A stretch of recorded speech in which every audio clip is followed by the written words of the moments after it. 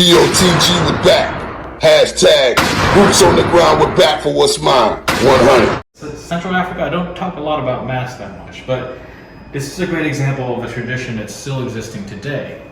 This is an elephant mask, obviously, because it has the big ears and the trunk.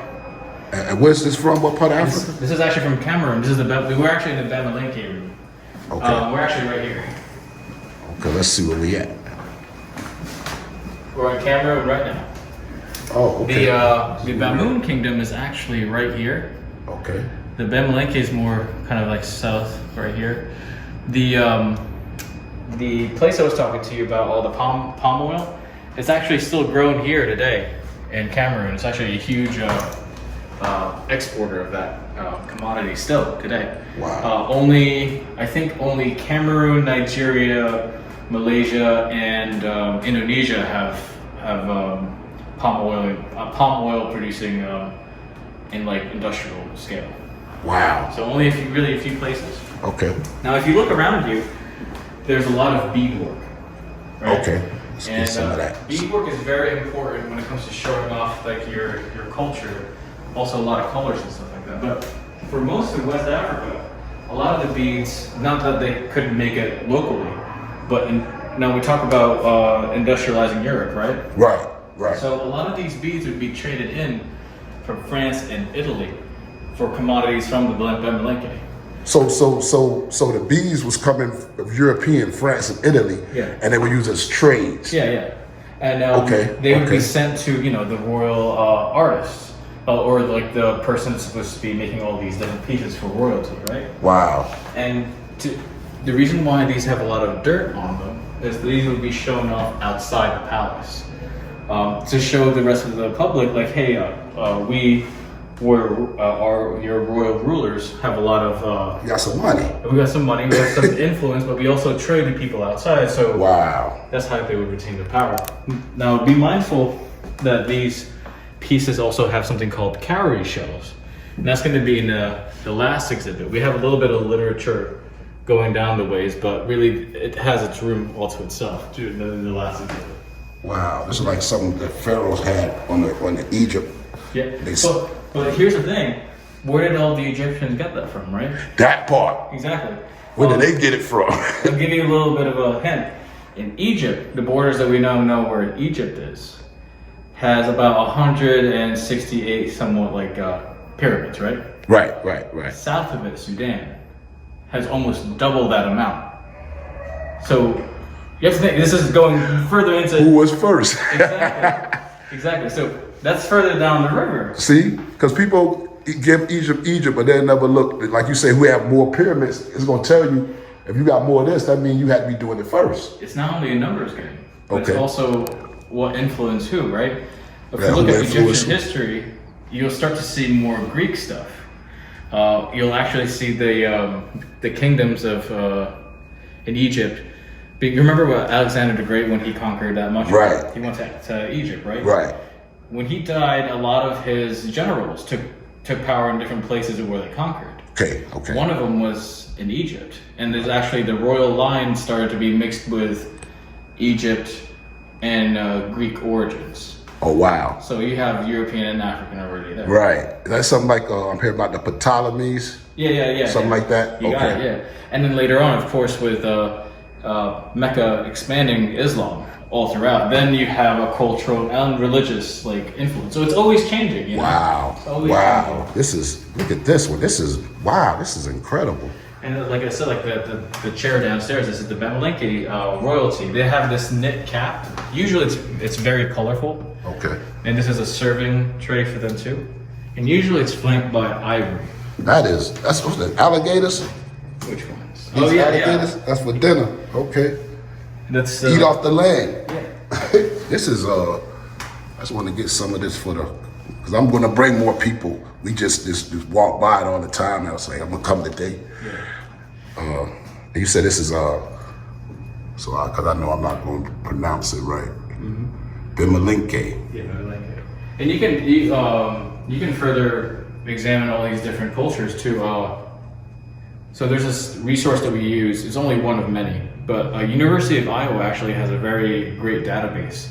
University of Iowa. Yeah. Okay. has a great database to study African art. Wow. What's really surprising, it's like it's a Midwest state. It's like they actually have the largest collection of African art there. Yeah, what's going on with that? They actually started their doctorate program back in the 40s. So even in that time when colonialism was basically being broken down, they already had people studying different cultures there, getting their doctorates. In Iowa. In Iowa. And they're talking about Africa in Iowa. Wow. Yeah. That is, wow. Maybe they figured out like, hey, I'm throughout my whole course of art history, we never really talked about Africa. Let's go understand them a little bit better. Or like you said, they might have some lineage there. That too. Actually, you have a few really good football players from Iowa too. Oh yeah. Yeah. Because I was looking at their roster, I was like, oh my gosh, you got a lot of linemen there.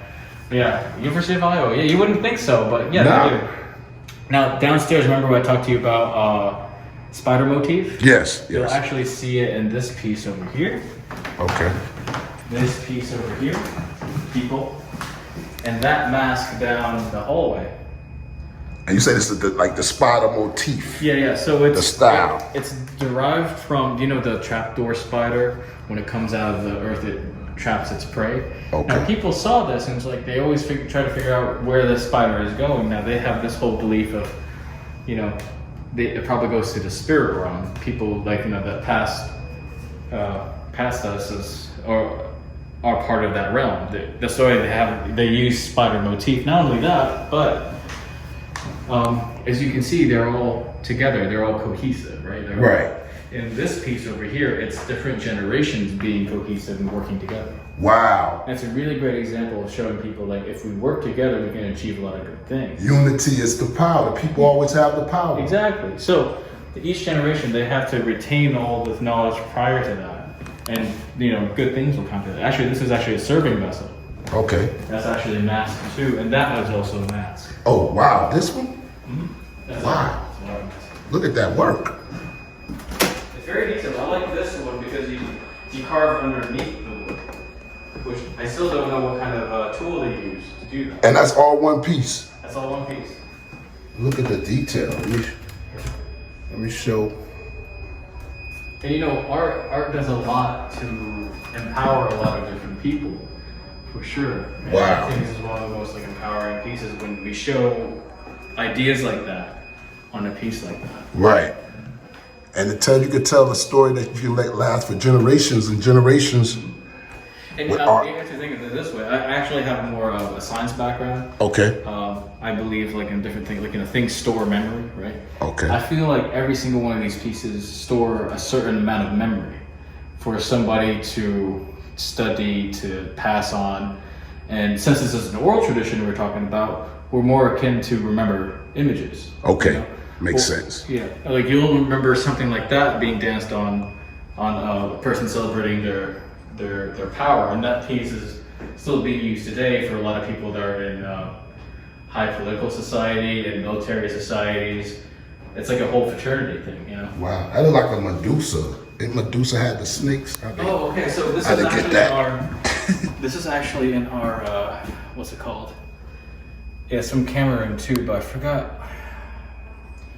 We had it in our rotating exhibit. Yes. And we had it in our hair exhibit. It actually, hair has a lot to do with ancestry too. That's a fact. The hair. Yeah. It's actually on this mask right here. They just creeping up on my. I ain't see it. Yeah. So even today, different kinds of cultures, like for example, like my wife's like has like a German English ancestry, but they still take hair and make artwork with it. Like for example, in the Victorian era, they actually her great grandfather made a flower out of her great grandmother, and it's still in their possession today because to remember, like, you know, that was your great grandmother in a shape of a flower and stuff like that. So you celebrate ancestry in different ways, but this is still human societies making this. I got you. I always think, you know, Henry Louis Gates. Yes. So I love his line where he says, like, in Kingdoms of Africa, he says, whatever dreams, whatever ideas we have, whatever innovations we had, thoughts good or bad, all started in Africa. It just spread out. Wow, yeah, Henry Louis Gates. Yeah, we know that guy. Well, don't know him, but you know. Oh, yeah, he did the whole Roots program. Right. Scarification. It's like how we have tattooing here. Right. We usually put names of our family members, what service we went to, like the Marines or Army. You see, they still do that today in West Africa. Yeah, Scarification. So scarification is something that you do to your body to denote like some sort of experience or your rank in society. Gotcha. Now we're moving from Cameroon to the Democratic Republic of the Congo. Okay, we're going to Congo. Yeah. So we're going to talk about the Kuba cloth. Now the Kuba cloth is actually a form. The Kuba cloth. Yeah. Okay. It's actually not only a form of dress, which is actually what these gentlemen are wearing, that's made from this tree, the raffia tree.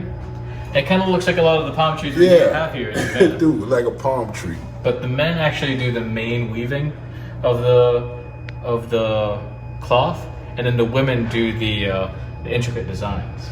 Oh, okay. In the past, it's actually when royalty has it in their display or in their possession, they would actually put royal marks on it to denote value. So these are actually forms of currency. These are actually used as money. Wow, like I know doing American Indian study, like the wampum beads would be something like that. Yeah, it's a commodity that we trade around as a form of currency. Right. It's like this is something that we took a lot of time of, but it's also backed up by somebody who's important. Right. You can make treaties with it or whatever. So the Kuba Can you touch the cloth? Oh no, we can't. Okay. So the Kuba Kingdom is actually right here in the middle of the Congo. And what's really important about that is we're going to talk about these guys over here. All right, I'm coming along. I'm just seeing this fascinates. This is a little bit of a literature that we have on cowrie shells, so you can take a picture of that. Okay. This is the we have a whole cowrie exhibit. shells. Yeah, we have a whole exhibit of that in the end. Okay. Cowrie shells. It's really beautiful room we have. So we're still in the Congo. We're still in the Kuba Kingdom, and this is actually the Kuba Trio. The Now, Kuba Trio. Yeah. The Kuba Royal Trio is actually used in a play, like a theater play, during which somebody passed away, just like that mask over there. Okay. Or they're celebrating somebody that's going into their past their initiation. And that's another thing I want to talk to you about. Like manhood or Yes, womanhood? yeah. Think of initiation as a form of education. Right. Okay. And so they would go through different initiations to complete their education. Okay. But they would have this play on display with three people representing three different archetypes in royalty. You have the king, you have Mwashiamboy. Say that again? Who? Mwashiamboy. He's the king. Oh, the king. The Kuba king. You have his older brother right here, Wu. And you have the king's wife, Ngadi Mwash, right here. Oh, wow. So that would be the trio. That would be the Kuba trio. Now, the short end of the story is this, because the play is, I wouldn't say long, but this is basically their message and this is a whole crowd. Okay. You have his brother complaining about everything that's going around outside the kingdom. Kingdoms are aggressive towards them, trades that didn't go through, but also tells him all the good things too. But he's exaggerating all the bad stuff that's happening outside the kingdom, dealing with all that important stuff. Like this has to be done now. Okay. The king is still silent. He's listening to his brother, but he's still silent. Now his wife is actually telling him all the problems in the court, like who is probably gonna betray them, that kind of deal. Also tells him about what's going inside the kingdom, this place is experiencing drought. There's incursions also happening with other neighbors that they didn't really get along with. Okay. So everything internal in the kingdom. So the power behind the throne is the woman. Yeah, not only that, you have two people that have basically his eyes and ears. So what's happening outside, what's happening inside. Right. Now, for an effective leader to be effective, he has to listen to both of them, but he's not showing any emotion. He's not acting emotionally, panicking like this is going to happen to him. Right. But he's in his kingdom, he's in his throne, and throughout the whole entire play, he doesn't say anything.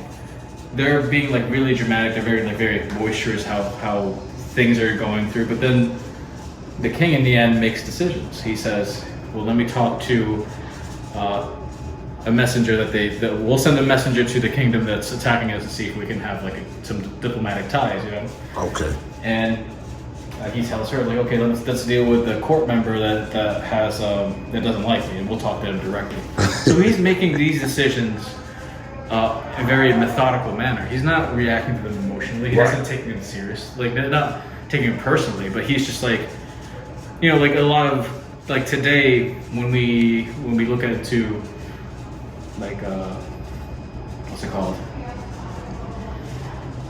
We're looking Like to what leadership skills that we need. I was told, a boss never make an emotional decision. Exactly. Because when you take yourself out of the equation, and if you keep yourself in the equation, you can mess up a whole kingdom. Exactly. So I understand the story. Exactly. That's a deep story. And that's the thing, like even though this is the royal trio, this is going to be who's leading you. It actually forces a lot of people to do the same thing. Like, I'm going to lead my life that way. That way. Yeah. Lead by example. Exactly. Wow. Powerful story. Appreciate that. Yeah. I had a group of Boys and Girls Club people here. They actually really liked that story. It was very short, but they had to be in this room for 20 minutes. I had to talk about something else. I appreciate it. Oh, man. I didn't even see this. Yeah, more thrones. These are thrones? Yeah, these are more thrones. This is actually a kingdom over here north of the Congo that conquered somebody else south of here. But the Portuguese also kind of already imported a lot of their wares too by this point in time to other places in the Congo. Because we have to remember, the Congo River spreads throughout the Congo Basin. So you have those, think of the rivers as like highways basically. Okay, like little tributaries. Yeah. So they can travel fairly easily. Like going up the Mississippi River. Exactly. And so you have these pieces of art. They're a mixture between two different cultures in Africa, but also a little bit of a European flair with the backing and everything like that. Okay. So the European with the African culture is what we're looking at. Yeah. So you mostly African because you have 2/3. Panthers? So yeah, panthers are huge. They'd be like leopards, right? Yeah, because the panther is American, but Yeah. Hold on. Because jaguar and panthers are America's. the jaguar and the panther. Leopard. We're talking So that'd be the about leopard. Yeah. I got leopards you. are very dangerous animals in the jungle. They'll just ambush you. You know, lions you'll probably see if you're not in the tall grass. But yeah, they're still dangerous still. So Yeah. you have of course you have people over here, but also all the people over there are also the conquered peoples from the different African kingdoms, from other African kingdoms.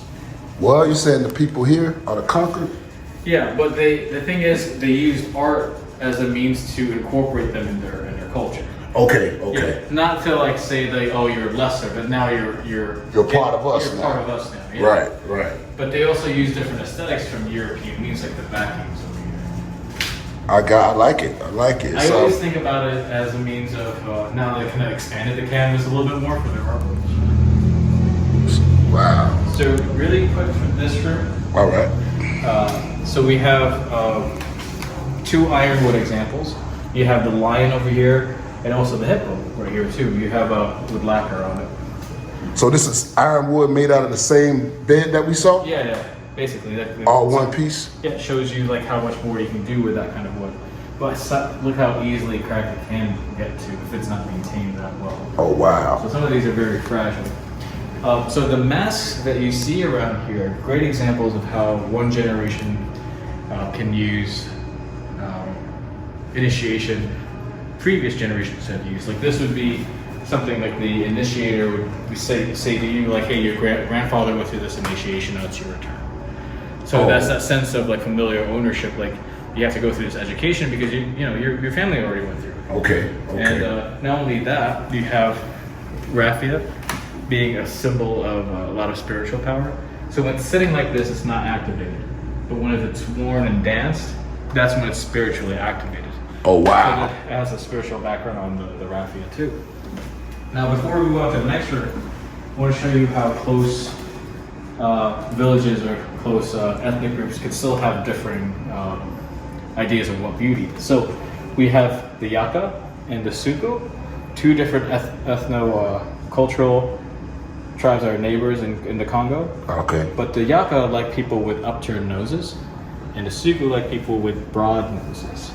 Oh, wow. Yeah. You'll see in these two pieces here, these are also Yaka ends. The Yaka. Yeah, I never heard these words before. Well, I'm thinking. The Congo is very vast. There's so many different people. There's the Kuba, there's the Yaka, the Suku. What's this? Chakwe. Oh, that one's actually celebrating. It's an elephant mask. If you look sideways, you'll see the trunk right here. It's an elephant mask? Yeah, the kingdom mask. Yeah. Oh, wow. You can see all that wrap here on. Yeah, I see it. Yeah. I see it. So that was that was big currency. Then the raffle, they wanted that. Yeah, it's Pan-African. It's actually a very common tree there in Africa. They use it for many different uses. Oh. And it's actually one of my favorite rooms in the whole entire collection. This is the Nkisi and Kande room, also known as the haunting spirit. Now, as intimidating as they look, and intimidating as that nails? sounds, yeah, the nails, and as intimidating as that sounds, their main purpose is actually to ward away evil. Now, we talked earlier about how in Central Africa there's a lot of belief where the stomach is the place for the human soul, right? Right. So we have the mirror over here. I remember. But if you look at all the different pieces over here, they put a lot of emphasis on their stomachs, Oh, right? okay. So these are actually different villages in the Congo. They use the Nkisi and Kande in 3 different ways. Oh, wow. One is to spread the laws and the rule of the king. Okay. Usually it's paired with a priest that would wear this mask, Okay. and he would interpret the laws and rules of the king in that land. And so you can see that in a lot of pieces have horns on them. That's actually the extension of the power of the king. Okay, so this the priest. Yeah, and he basically tells everybody in the village, like, hey, that has the Nkisi, like these are the rules of the king wants to be imposed. So it's like its own little, like, policing. Right. The second thing is that in a religious way, if you have evil happening to you, you can go to the priest and go to the Nkisi and Kande and tell them what evil has been happening, to you. Wow. The priest will tell you how to resolve your evil, whatever problems that you're going through. You take the nail and you lift the nail as a form of contract with the Nkisi. Okay. And you stamp it on the Nkisi, and the Nkisi will protect you from the evil. So you talk to the priest. Yeah. You come to Nkisi. Yeah. You tell them what you lick the nail. Yeah. And you stick it back in them, and that's your contract. Then Nkisi will protect you from the evil. Yeah. Okay, I'm learning something. So that's the religious factor. The third and last one is that if you have issues with your neighbor, right? Okay. Especially in a small village, it affects everybody. So what you do is you go to the priest, you and the person that you have problems with, you go to the priest. You tell them what issues you have with each other. Now, mind you, the whole village is in front of you too. Oh, okay. Because they're concerned about this issue. And then they resolve it with the priest's help, and they both have the nail, and they would stamp it on the Nkisi. Now that basically makes your word your bond. Okay. Not only that, since everybody's listening to you, Witnesses. when you're doing all these things, they remind you, hey, remember, Nkisi will get you if you don't stick to your word. And we all saw you. Yeah, exactly. So that's another form of neighborhood kind of like balance. The neighborhood watch. Yeah, exactly. But since they already took into steps, like, hey, look, I know we have these issues. We need, like this tree is encouraging in my property. Let me cut it for you since I have the tools, or I'll give you the tools so you can cut it. That kind of thing, That's what's up. And they say this is a shield. Yeah, the shields I'm still learning about, because a lot of them, like for example, remember the first room, a lot of the aesthetics, like these masks on the shields, like this would be a woman, because you'll start to see a lot of feminine features in a lot of these masks. Okay, that's a woman. Yeah, and this is a male because of his forehead, see? Oh, okay. Yeah, some of them, once you see different patterns, and that's So this is another female. Yeah, and this is another thing about patterns when you see art, right? We're a very pattern-oriented species. We kind of, It's like graffiti. You put your tag out. Yeah. That's just another form of art. You letting them know. I like when different countries go to war, they got their flag up so you'll know who they are. Yeah, exactly. So we're a pattern-oriented species that thrive on information through patterns. And through art, we know more by, basically understanding where these come from, how they're used, that kind of thing. Wow. Oh, okay. And one of our biggest masks that we have that have raffia on them is actually this guy right here. And this is who? I think it's Bongo mask? Yeah, Bongo is a different part of Congo. It is Cuba as well. But it kind of shows you how much the raffia is important to hide the wearer, whoever's wearing it, Right. to promote the idea, you know, like in front of the mask. So besides the masks that we have here, you actually have really great examples of how raffia is used. Like how you can use a little bit of palm oil to make it soft like hair. Oh, so that's what they're using on the hair, the palm oil also. Different aesthetic features that, like for example in Angola, the chakwe really like men with like beards. And for over here, it shows you the rougher parts of the raffia tree being used, like the bark end, and that like basically shows like an afro and everything. Right. So they had so they would use the rubber as for hair too to give you that depiction of hair. Mm-hmm. Yeah, the rougher parts of the tree. Yeah, but Wow. the same parts are actually used as roofing too. As roofing. Yeah. Okay. Because it was really good to stay like moisture and rain away. Like a little bit like Queen Tea out of Egypt. Yeah. A little bit. This is go ahead. I'm with you. Two more things before we go out of here. There's the Casolo game boards. So think of them as like a means of trying to see who's strategically smart. You know, usually when the Marines go to your high school, like when the Marines went to my high school, they want to see who's going to be the one who does the most pull-ups, right? Okay. And you got a huge packet about the Marines the next week. Okay, right. But the Casolo game boards are great because you have a teacher and somebody who's a novice, and the teacher teaches the novice the rules. Now, if they pick it up really quick, then you have somebody that's really great for initiation. Like, hey, this kid's still young, can teach him more things. He picks it up really quick. Let him go through the military initiation. Wow. And he can back us up. Wow. So you're picking out their soldiers early. But this is still being played in Africa today. We actually have a workshop here that teaches how this works.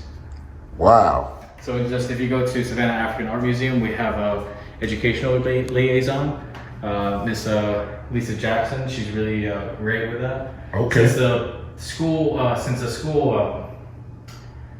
Since school is picking up, I think she's trying to get into programs like that.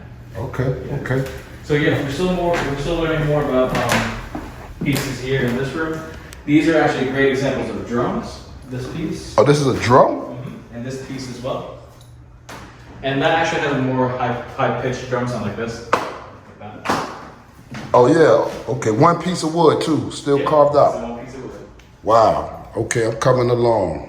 Okay, fine. Was this another bed? Yeah, that's a bed, yes. Is it still ironwood or is this something I else? think it's just a hardwood bed, but Okay. the main thing that you take out of this is this piece. This is a headrest. Oh. This is actually this piece right here. And the thing about like even today, we have a lot of problems with going to sleep, right? Like sometimes I catch myself in the morning, my shoulders are still on the pillow, and that really ruins my whole entire form. But if you have like the Japanese have, they have this one piece of pillow that it would just sit on your head, right? So you just have to stay still the whole night. Yeah. That's really great for your whole spinal column. And so, cowrie shells. Now, I went really briefly about them, but if you look around and read the different kinds of literature, you start to see how much they're used as currency. What's really beautiful about that too is you have to understand where it comes from. So cowrie shells are actually from the Indian Ocean and the Pacific Ocean. And this whole entire time we've been talking about West Africa and Central Africa, right? Right. So how did they get there? Well, through overland trade, that's one way, but also through seafaring trades too. Okay. And they're used in various ways, from this piece right here. It's actually one of my favorite pieces if you have ever had a chance to go to the West African tour, later on in time. This is called a hunter's tunic. A hunter's what? Hunter's tunic. Hunter's tunic. Yep. Wow, and that's the cowrie shells. Yeah, the cowrie shells to denote like his station in his culture. This is a lot of value. So he's also very valued in this culture because here's the thing. Remember King Njoya with his little pieces in his vest? Yes. Those are actually forms of protection. It's actually used the same way in this vest. There's Wow. actually pieces of the Quran script over here. What? Say that again. Pieces of the Quran that would protect the wearer. So Serious? yeah, Wow. not only do you have, like native beliefs that protect this wearer through mirrors. You got the what's it called, a wild hog horn over here. Okay. And you have these different pieces, and also Quran script to protect you at all times when you go into the bush, when you hunt. Wow. I see. You got the daggers on them. Yeah, there's a lot of dangerous animals out there, and you need to understand that it's not all pretty. So you got to protect yourself as many ways as you can. Understood. And you see that gentleman over there, that's exactly how he's Oh, wearing this. okay. As you can see, he's also a little bit older, right? Right. Usually the more experienced person is wearing this to teach the younger generation how to hunt. Like that kid over there right behind That's him. behind him. Yeah. So he also has a form of protection, but you see he has most of the knives and stuff like that. I see.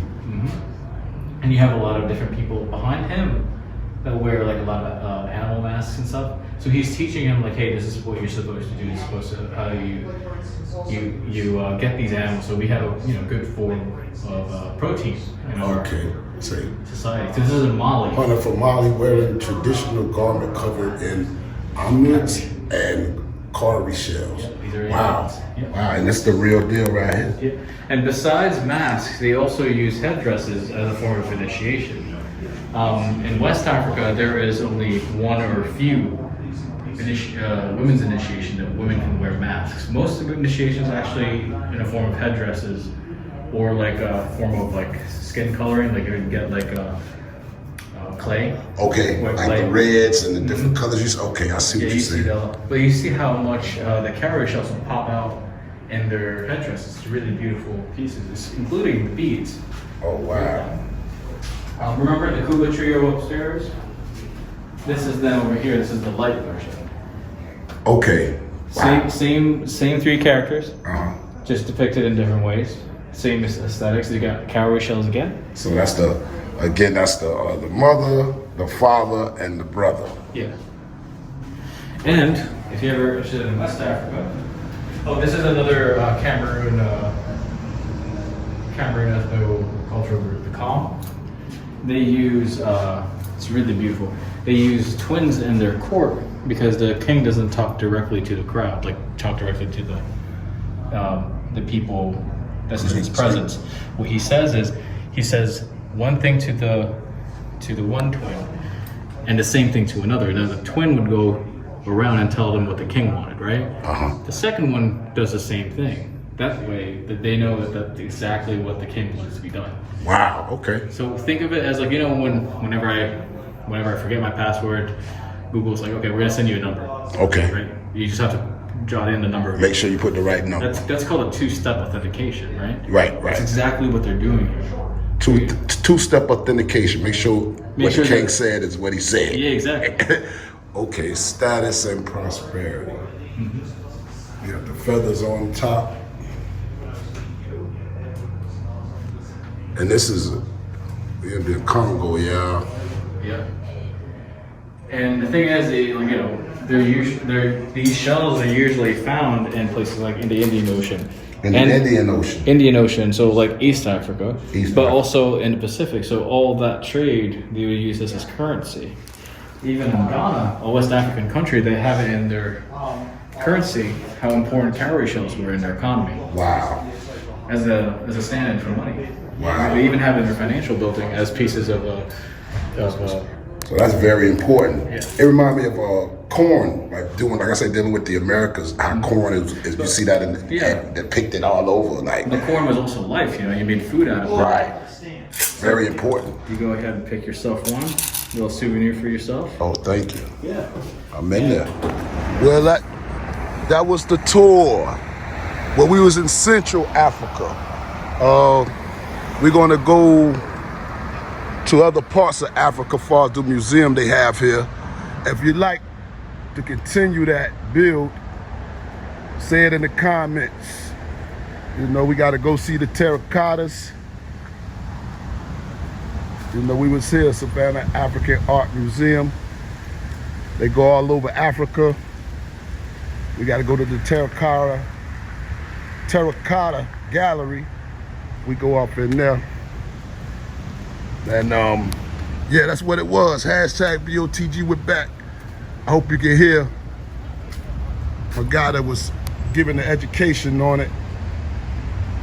But yeah, just digging on information, that's all. That's all. I like this terracotta. So yeah, we'll do it again. 100, 100, I'm Ghost.